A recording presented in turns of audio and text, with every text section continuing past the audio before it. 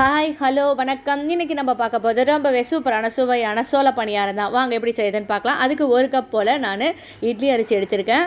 1 cup போல் வெள்ளைச்சோளம் எடுத்திருக்கேன். 1/2 cup உளுந்து எடுத்திருக்கேன். இது கூட 1/4 டீஸ்பூன் போல் வெந்தயம் எல்லாத்தையும் நல்லா கழுவிட்டு ஊற வச்சிடலாம். நான் நைட்டே ஊற வச்சுட்டேன் காலையில் அரைக்கிறதுக்கு.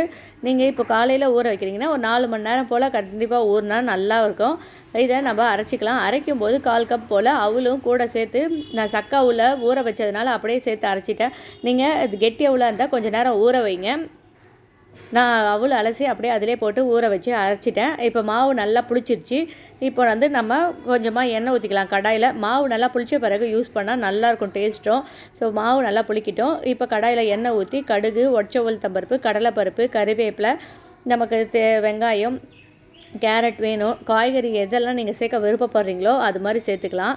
நான் கேரட் கொஞ்சமாக துருவி போட்டிருக்கேன். வெங்காயம் நல்லா வதங்கினதுக்கப்புறமா கேரட் சேர்த்துக்கலாம்.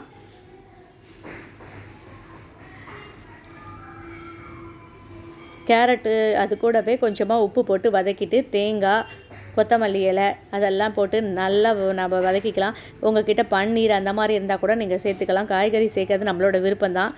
இப்போ நான் எல்லாத்தையும் வதக்கிட்டேன். நம்ம மாவு எடுத்து வச்சுருக்கோம். இதிலே நம்ம தோசை சுட்டாலும் நல்லா மெலிசாக சூப்பராக வரும். நான் கொஞ்சமாக அதுலேருந்து மாவு எடுத்துகிட்டு அது கூடவே இந்த வதக்கி வச்சது எல்லாத்தையும் போட்டு நல்லா கலந்துட்டு குழிப்பணியாரக்கல் நல்லா காஞ்சதும் அதில் எண்ணெய் விட்டு சூப்பராக நம்ம பணியாரம் ரெடி ஆகிடுச்சு. கண்டிப்பாக இதை செஞ்சு பாருங்கள். கிட்ஸுக்கும் ரொம்பவே பிடிக்கும்.